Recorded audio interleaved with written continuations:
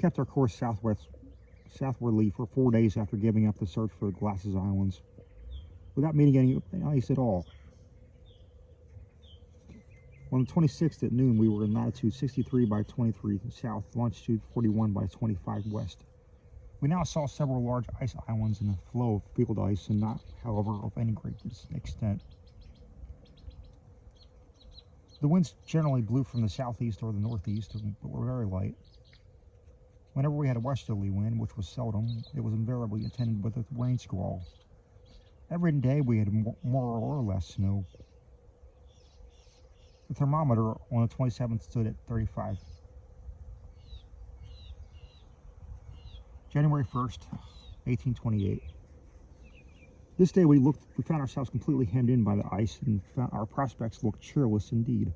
A strong gale blew during the whole forenoon and from the northeast, and drove large cakes of the drift against the rudder, and countered with such violence that we all trembled for the consequences. Toward evening, the gale still blew with fury. A large field in front separated. We were enabled, by carrying a press of sail, to force a passage through the smaller flakes into some open water beyond. As we approached this space, we took in sail by degrees, and having at length got clear, lay to under a single reefed foresail.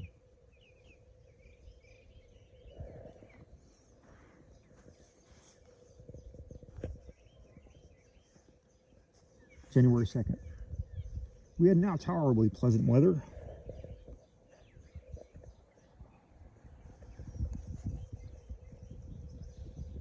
At noon, we found ourselves in latitude 69 degrees by 10 south, longitude 42 degrees by 20 west, having crossed the Antarctic Circle. Very little ice was to be seen to the southward, although large fields of it lay behind us. This day we rigged some sounding gear using a large iron pot capable of holding some 20 gallons and a line of 200 fathoms. We found the current setting to the north at about a quarter of a mile per hour. The temperature of the air was now 33. Here we found the variation to be 14 by 28 easterly per azimuth. January 5th. We still held on to the southward without any very great impediments. On this morning, however, being in latitude 73 by 15 east, longitude 42 by 10 west, we were again brought to a standby, an immense expanse of firm ice. We saw nevertheless much open water to the southward, and felt no doubt of being able to reach it eventually. Standing to the eastward along the edge of the floe, we at length came to a passage of about a mile in width, through which we warped our way by sundown. The sea in which we were now were thickly covered with ice islands, but had no field ice, and we pushed on boldly as before. The cold did not seem to increase, although we had snow very frequently, and now and then hail squalls of great violence. Immense flocks of the albatross flew in over the schooner this day, going southward to southeast to northwest. January 7th. The sea remained pretty well open, and so that we had no difficulty in holding our course. To the westward we saw some icebergs of incredible size, and the afternoon passed some very near one whose summit could not have been less than 400 fathoms from the surface of the ocean. Its girth was probably at the base 3/4 of a league, and several streams of water were running from crevices in its side. We remained in sight of this island for 2 days, and then only lost it in fog. January 10th. Early this morning, we had the misfortune to lose a man aboard.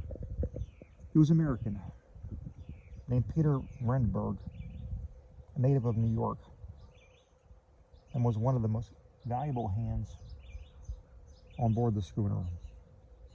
And going over the bows, his foot slipped.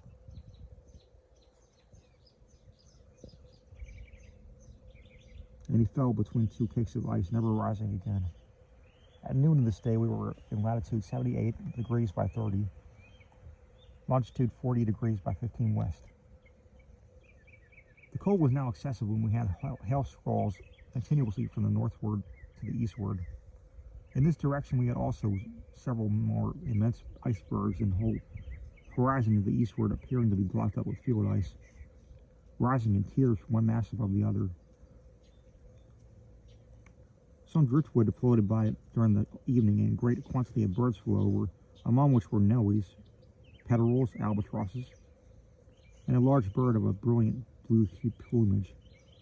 The variation here per azimuth was less than it had been previously to our passage the Antarctic Circle. January 12th. Our passage to the south again looked doubtful, as nothing was to be seen in the direction of the pole but one apparently limitless floe, backed by absolute mountains of ragged ice, one precipice of which arose finally above the other. We stood to the westward until the 14th in the hope of finding an entrance. January 14th. This morning we reached the western extremity of the field which had impeded us, and weathering it came to an open sea, without a particle of ice. Upon sounding with 200 fathoms, we here found a current setting southwardly at the rate of half a mile per hour. The temperature of the air was 47, and that of the water 34.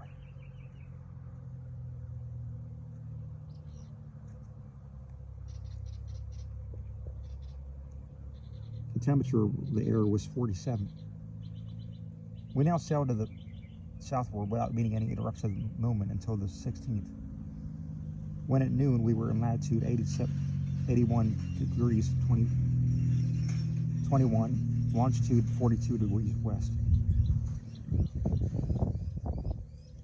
We here again sounded and found it a current setting still southwardly at the rate of 3/4 of a mile per hour. The variation per azimuth had diminished, and temperatures of the air was mild and pleasant, the thermometer being at highs as 51. At this period not a particle of ice was to be discovered. All hands on board now felt certain of attaining the pole.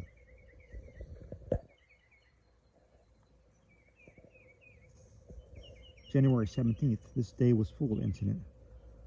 Innumerable flights of birds flew over us from the southward, and several were shot from the deck. One of them, a species of pelican, proved to be excellent eating.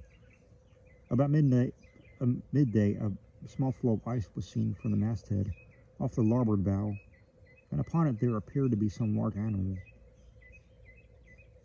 As the weather was good and nearly calm, Captain Guy ordered 2 of the boats to see what it was. Dirk Peters and myself accompanied the mate in the larger boat.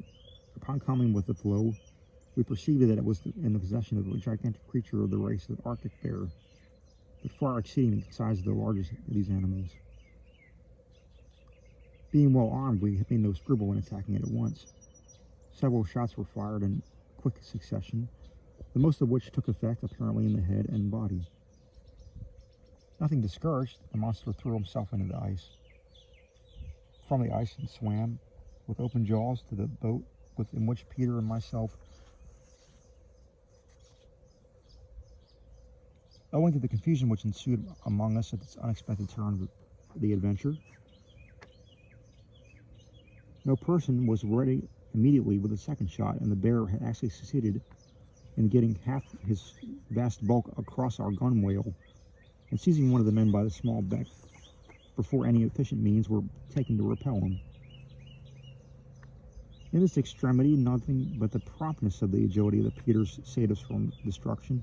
Leaping upon the back of the huge beast, he plunged the blade of the knife behind the neck, reaching the spiral marrow below. The tumbled into the sea lifeless and without a struggle, rolling over Peters as he fell. The latter soon recovered himself, and with the rope being thrown in, he secured the carcass before entering the boat. We then returned in triumph to the schooner, towing our trophy behind us.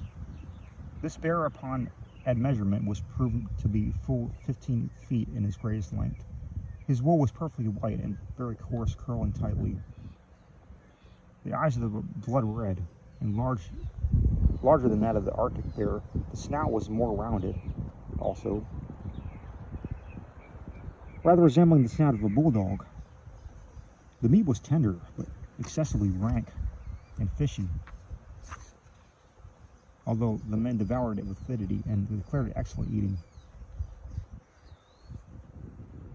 Scarcely we had our prize alongside, and when the man at the masthead gave a joyful shout of, quote, "Land on the starboard bow," unquote, all hands were now upon the alert, and a breeze springing up from the very opportunely from the northward and eastward, we were soon close in with the coast. It proved to be a very low rocky islet, or about a league in circumference, and altogether destitute of vegetation. If we accept the species of prickly pear,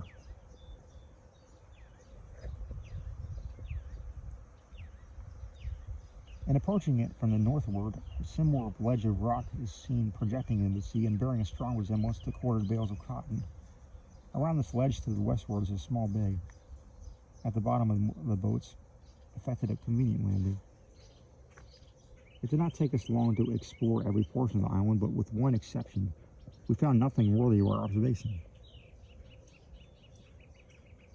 In the southern extremity, we picked up nearer the shore, half buried in a pile of loose stones, a piece of wood which seemed to have formed the prow of a canoe.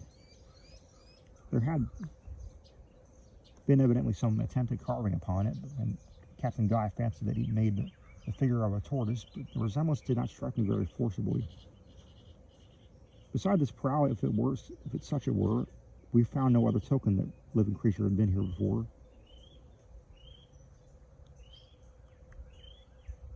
Around the coast, we discovered occasional small floes of ice, but these were very few.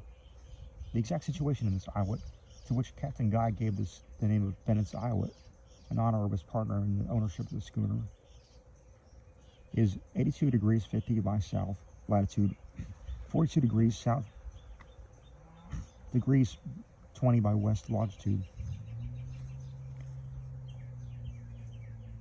We had now advanced to the southward, more than 8 degrees farther than any previous navigators, and the sea still lay perfectly open before us. We found, too, that the variation uniformly decreased as we proceeded, and what was still more surprising, that the temperature of the air and latterly of the water became milder.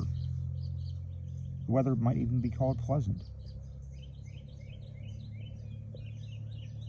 And we had a steady but very gentle breeze always from some northern part of the compass.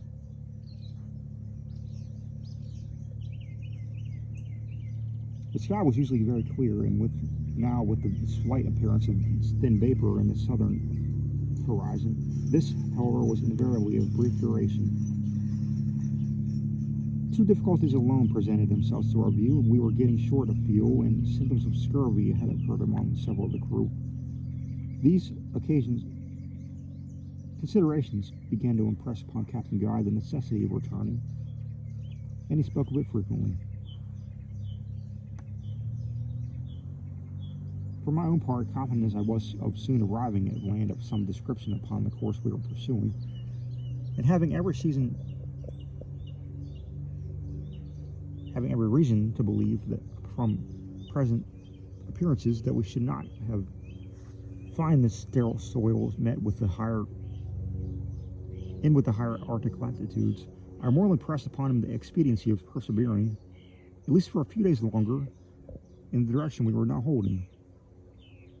So tempting an opportunity of solving the great problem in regard to an Antarctic continent had never yet been afforded to man, and I confess that I felt myself bursting with indignation at the timid and ill-timed suggestions of our commander.